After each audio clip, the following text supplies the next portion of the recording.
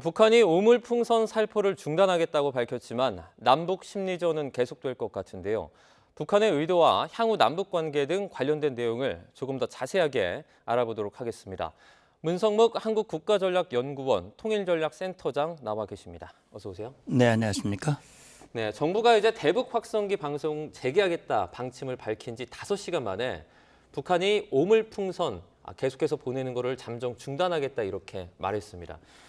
그러면 우리나라의 어떤 대북 확성기 방송 재개를 하겠다라는 이 말이 이 부분에 있어서 좀 크게 역할을 했다고 볼 수 있을까요? 일단 나타난 것만 보면 그렇습니다. 네. 그러니까 한 5시간 만에 이런 발표를 했다고 하는 것은 지금 방금 화면에서도 보셨습니다만 NSC 상임위 확대 회의를 열고 네. 우리 정부가 북한 정권이 감내하기 힘든 조치를 취하겠다라고 얘기를 했거든요. 네. 그 감내하기 힘든 조치가 무엇인지 북한 정권이 잘 알고 있습니다. 네. 그렇기 때문에 이 조치가 시행되기 전에 일단 중단을 해야 되겠다라는 판단을 했다고 저는 봅니다. 물론 북한이 지난번 정치국 확대 회의에서 이 오물풍선 살포를 결정을 하고 네. 국방성 담화를 통해서 경고를 하고 실제 보냈단 말이죠. 네. 그리고 또 김여정 담화를 통해서도 얘기를 했는데 사실 우리를 향한 선물이라고 얘기를 했었어요. 네. 그리고 계속 할 것임을 시사했었습니다.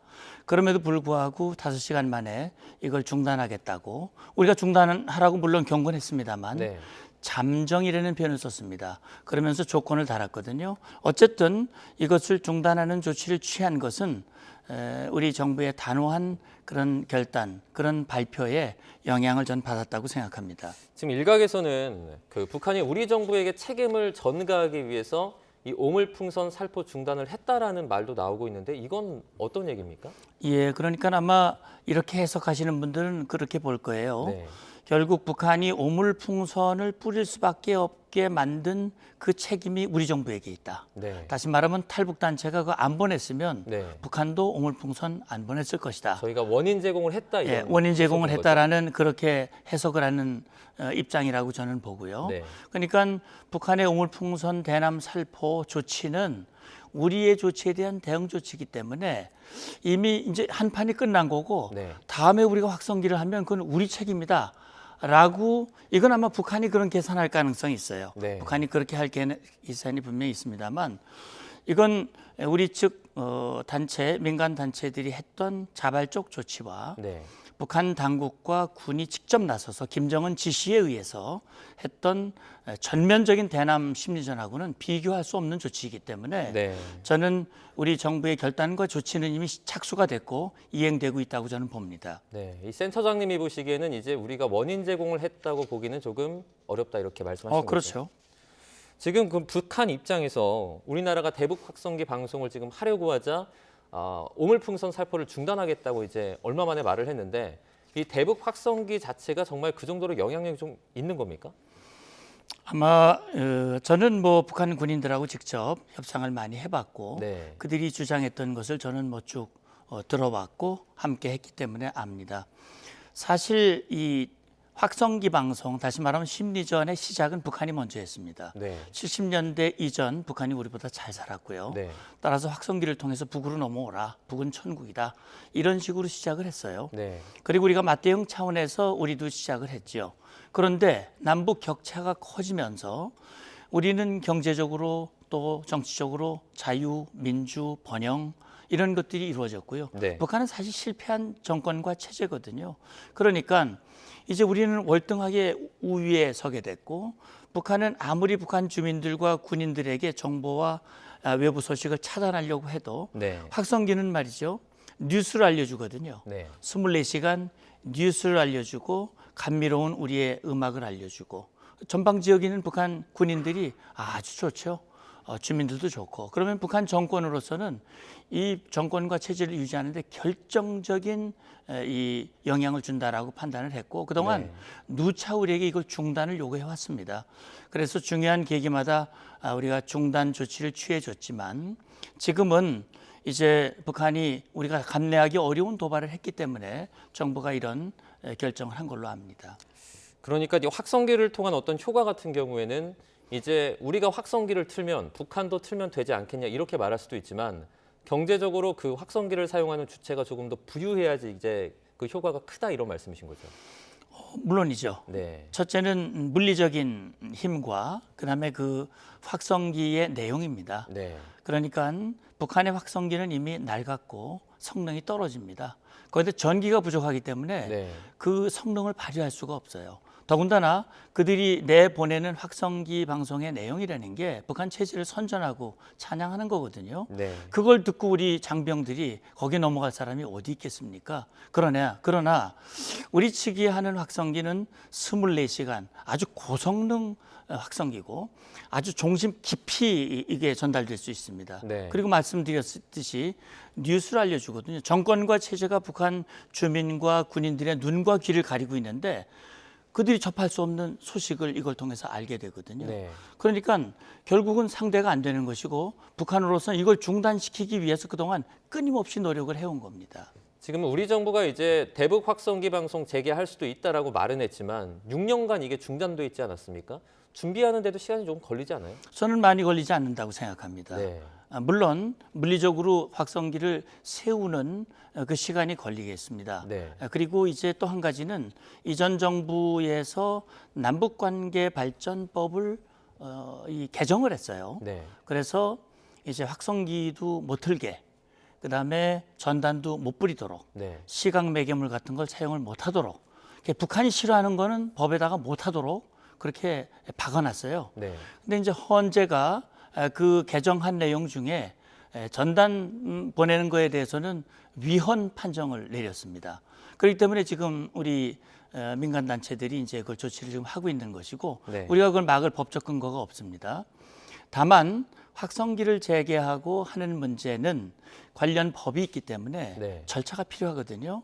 아마 그 절차를 수행하는 그 시간은 좀 걸리겠죠. 네. 그러나 뭐 물리적으로 그렇게 어렵지 않습니다. 우리는 모든 제도와 내용을 다 준비하고 있기 때문에 네. 2015년에 한번 기억하실지 모르겠습니다. 북한이 목함질에 도발을 했을 때 네.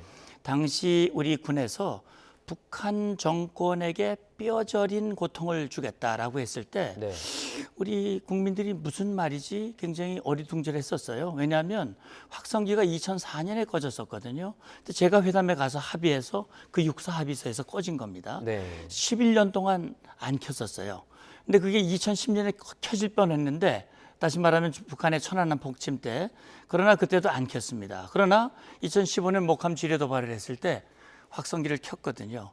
북한이 난리가 났었습니다. 네. 끄라고. 우리가 끌 수가 없죠. 안 끈다. 그랬더니 48시간 이내에 끄지 않으면 네. 준전시 상태에 돌입하겠다 하면서 뭐 완전히 전방으로 병력을 진출시키고 잠수함을 움직이고 그런 상황이 있었는데 그럼에도 불구하고 당시 군과 정부는 확고하게 단호하게 이걸 하니까 김정은이 당시에 황병서 총정치국장, 네. 김양건 외무상을 내려보내가지고 2+2 회담이 판문점에서 열렸어요. 자, 남북 회담 사이에 남북 당국이 합의한 합의서에 북한이 도발한 내용을 인정하고 사과한 것은 그때 8.25 합의가 처음입니다. 네. 그때 처음으로 사과를 했습니다, 북한이. 그리고 그 합의 문건에 뭘 넣냐면 네. 또 비정상적인 조치를 취하면 확성기는 다시 커진다. 일단 끄지만 북한이 비정상적인 조치를 취하면 다시 킨다. 그런데 북한이 그 이듬해에 장거리 미사일을 쏘면서 도발을 했어요. 네. 결국은 다시 켜졌습니다. 그게 2018년까지 이어졌고 2018년에 문재인 정부에서 4.27 판문점 회담 때 북한 요구를 받아들여서 일단 확성기를 껐습니다만 네. 그러나 이건 북한이 모든 합의를 지금 안 지키고 있고 이런 상황에서 우리만 여기에 매달릴 이유는 저는 없다고 봅니다. 대북 확성기 방송 재개 그러니까 준비하는데 물리적으로는 긴 시간이 필요 없지만 조금 전에 뭐 법적인 절차 이런 건 좀 준비하는데 시간이 필요하다 말씀해 주셨는데 9.19 군사합의도 거기 들어갑니까? 예, 물론이죠. 그러니까 일단 대북 확성기 심리전을 중단하기로 합의한 그 모법은 4.27 판문점 선언입니다. 네. 이게 이제 2018년에 남북 정상이 합의한 것이죠. 거기에서 당시 5월 1일부로 중단하기로 합의를 했었습니다. 네. 그 합의에 따라서 중단을 한 것이고 그것이 지금 6년째 이어지고 있는 것이거든요. 그래서 사실 지난 작년이었죠. 작년에 북한이 군사정찰 위성을 발사하는 도발을 했을 때 네. 우리 정부가 남북 합의의 일부를 효력 정지하는 조치를 취했었습니다. 네. 그러니까 9.19 군사합의 1조 3항 우리가 비행 금지 조항으로 돼 있는 걸 북한이 정찰 역량을 높이고 우리 국민과 우리 국가를 향해서 위협을 가하고 있는데 네. 우리가 그동안 남북 관계를 위해서 긴장 완화를 위해서 그동안 자제해 왔고 스스로 발을 묶었던 비행 금지, 정찰 금지 이건 하는 것은 이건 우리 안보에 안 된다. 그래가지고 우리가 국무회의를 거쳐서 결정을 하고 일단 합의를 일시 효력 정지를 시켰는데 네. 역시 이것도 남북 합의를 일시 정지하도록 하는 조항이 남북관계 발전법에 명시가 되어 있습니다. 네. 그래서 우리 국가 안위에 위해가 있거나 중대한 변화가 있다고 판단됐을 때는 대통령이 절차를 거쳐서 하도록 되어 있기 때문에 저는 뭐 그런 절차만 거치면 작년에 전례도 있었기 때문에 저는 가능하다고 생각합니다. 네. 센터장님 보실 때 지금 9.19 군사합의가 좀 제대로 잘 지켜지고 있습니까? 그 지난해인가요? 북한에서 뭐 유명무실하다 이런 얘기도 했던 걸로 기억을 9.19 군사합의는요, 사실은 기본적으로 북한이 원해서 네. 북한이 원하는 내용들이 굉장히 많이 들어가 있습니다. 우리가 불편하고 우리에게 손해가 되지만 네. 남북관계 발전이라고 하는 긴장 완화와 지속 가능한 평화를 위해서 이 9.19 군사합의를 우리가 대승적 차원에서 받아준 거예요. 네. 그런데 아시다시피 9.19 군사합의가 체결되고 초기에는 북한이 조금 지키는 신용을 했습니다. 네. 그러나 그 이후에 북한이 9.19 군사합의는 거의 지키질 않았어요. 네. 국방백서에도 나와 있습니다만 국방부 장관이 작년에 발표한 바에 따르면 북한이 위반한 횟수가 3,600회입니다. 네. 그러면 9.19 군사합의 북한은 아예 없는 걸로 생각했던 그런 정권이에요. 근데 마치 우리가 일부 조항을 정지하니까 자기들이 잘 지켜왔냥 지금부터 완전히 백지화한다, 네. 파기한다라고 발표를 했습니다만 저는 9.19 군사합의는 지금 전혀 지켜지지 않고 있습니다. 있긴 하지만 안 지켜지고 있기 때문에 우리가 하는 것은 우리 법 절차에 따라서 하는 조치일 뿐입니다. 네. 북한이 이제 오물풍선 살포를 한 것을 두고 나서 만약에 그 안에 그 생화학 무기라든지 또는 폭탄 같은 것들을 좀 넣어서 내려보낼 수도 있는 거 아니냐 이런 우려도 좀 나오고 있거든요. 이 부분은 어떻게 보세요? 저는 김정은 정권이 아무리 비이성적이다라고들 얘기하지만 네. 김정은 정권이 비이성적 이렇게 오물 내려보내는 건 정말 비이성적인 거거든요. 네. 인간적으로 납득할 수 없는 조치입니다.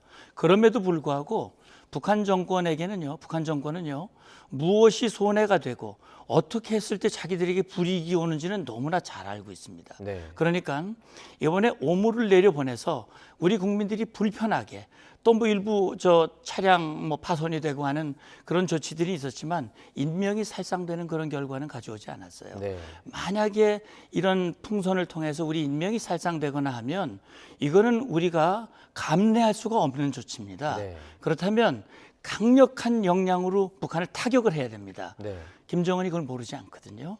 그 재래식 무기가 우리가 압도적으로 위에 있고 김정은 정권이 감내하기 어려운 그런 결과가 온다는 걸 알고 있습니다. 네. 그렇기 때문에 김정은이 자기의 최고존을 모독을 해서 김정은이 화풀이 하려고 오물을 내려보냈는데 네. 그걸로 해서 오는 반대급부가 감내하기 어려운 그런 치명적인 피해를 당한다면 김정은으로서는 어렵거든요. 네. 그래서 제가 볼 때는 북한이 화학무기라든지 폭발물이라든지 보내는 방법은 굳이 풍선에다 이렇게 매달아서 보낼 이유가 저는 없다고 봅니다. 그렇기 네. 때문에 물론 기상천외한 그런 집단이기 때문에 그런 방식을 앞으로 할 수도 있겠으나 이번 같은 경우는 그런 걸 고려한 이 계산된 그런 조치였다고 저는 봅니다. 네. 이 오물풍선 보내는 게 일단은 비이성적이긴 하지만 그 나름의 선을 지키는 그런 계산을 하고 있다 이렇게 좀 해석이 되는 것 같아요. 그렇죠. 네.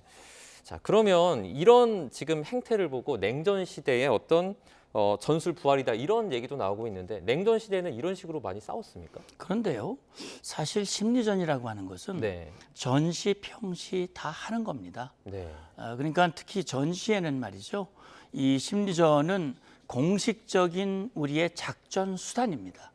그리고 지금 아시다시피 우크라이나 전쟁이라든지 이스라엘 하마스 전쟁에도 보면 이런 심리전이 이루어지고 있거든요. 그런 걸 다른 말로 인지전이라고 얘기도 하고요. 그래서 이런 것들은 이 전시에 얼마든지 이루어지고 있는 것이고 사실 북한이 먼저 이런 것들을 했어요. 그리고 지금도 말이죠. 사실 2018년에 이 확성기는 꺼졌습니다만 네. 북한은 각종 수단을 통해서 심리전을 이어가고 있습니다. 그리고 소위 말하는 통일 전선 전술을 이어가고 있어요. 네.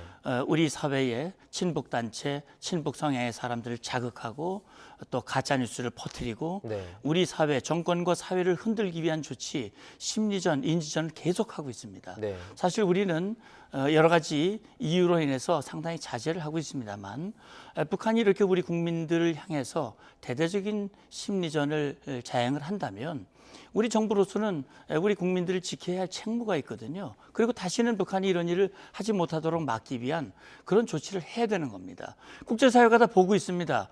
북한이 오물 내려보내고 정말 1,000개 가까이 그 풍선을 내려보내고 네. 국민들이 고통을 당하고 힘들었는데 그래 한국 정부는 아무 조치도 안 하더라.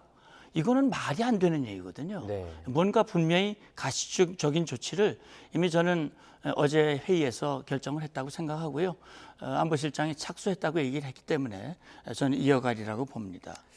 탈북민 단체가 이제 6일부터입니다. 대북 전단 6만 장인가요? 20만 장을 살포할 계획이다 이렇게 밝히기도 했는데 그러면 또 다시 이제 오물 풍선이 내려오는 것 아니냐 이런 우려가 발생할 수도 있을 것 같아요.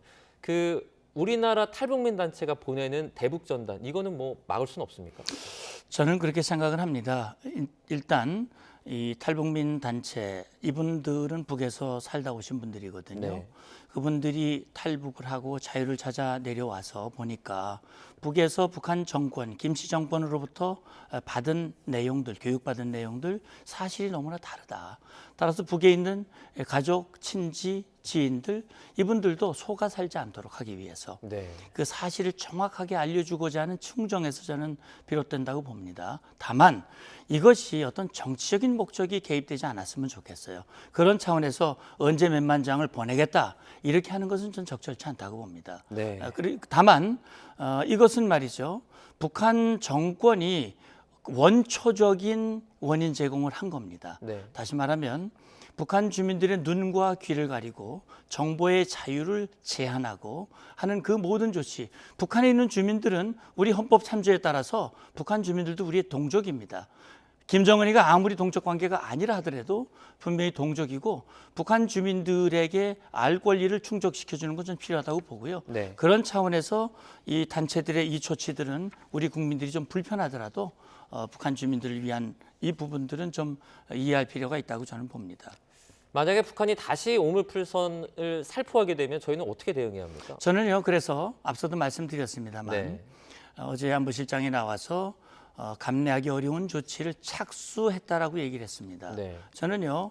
이 말로만 착수하는 것이 아니라 그 착수를 행동으로 전 줘야 된다고 생각을 합니다. 따라서 일부 효력 정지를 위한 행정적 절차에 돌입을 하고 네. 그다음에 그거에 따라서 전방 지역의 주요 지역에 확성기를 다시 세우는 조치를 취해야 됩니다. 그래서 북한이 만약에 다시 오물풍선을 내려보내는 순간 확성기의 버튼이 올라간다라고 하는 사실을 김정은 정권이 알도록 그렇게 해야 된다고 봅니다. 네. 그럼 만약에 오물풍선이 아니라 좀 군사적인 도발이 이어질 수 있는 가능성은 어떻게 보십니까? 물론 가능성이 없지는 않습니다. 그러나 북한은 그 방법이 말이죠. 네. 우리가 주목해 볼 방법이 있습니다. 주목해 볼 그 포인트가 뭐냐면 2010년 이후 북한의 도발의 양태를 보면 네. 당시에 김관진 국방장관이 북한의 도발에 대해 천안함, 연평도 포격 도발에 대해서 북한이 만약에 이런 형태의 도발을 하면 도발의 원점은 물론이고 지원 세력과 지휘 세력까지 응징하겠다라고 이 경고를 한 바가 있었는데 사실 그 뒤로 북한의 도발 양태를 보면 원점이 노출되는 도발을 하지 않습니다. 원점이 타격될 수 있기 때문에 그래서 아마 도발을 한다면 원점이 노출되지 않는 그런 도발 이런 우리 이 도발을 하면서도 자기들에게 피해를 최소화시키고 효과는 극대화할 수 있는 그런 도발을 하게 될 텐데 그런 도발을 하면 우리는 반드시 상응한 조치를 취할 것이고 네. 그런 도발을 통해서 북한 정권이 얻을 이익은 제로다. 아무것도 없다 하는 사실을 보여주는 것이 저는 분명히 필요하다고 생각합니다. 네.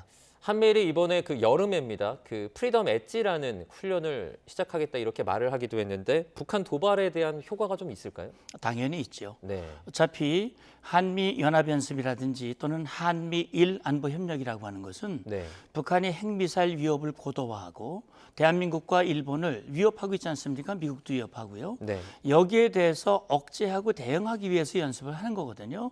따라서 모든 원인 제공은 북한에게 있는 것이고 네. 북한을 두둔하고 있는 러시아와 북한에게 있는 겁니다. 네. 그래서 북한이 도발의 위협을 높이면 높일수록 이 중국과 러시아가 북한의 불법 행위를 눈 감아주고 두둔하면 할수록 한미와 한미일의 대응은 높아질 겁니다. 네. 따라서 이번에 프리덤 엣지는 그동안 한미가 하던 이 프리덤 쉴드와 미국과 일본이 하던 엣지 훈련을 합쳐서 함께하는 훈련입니다. 네. 저는 이것이 도발을 억제하고 응진하는 중요한 그런 훈련이라고 저는 봅니다.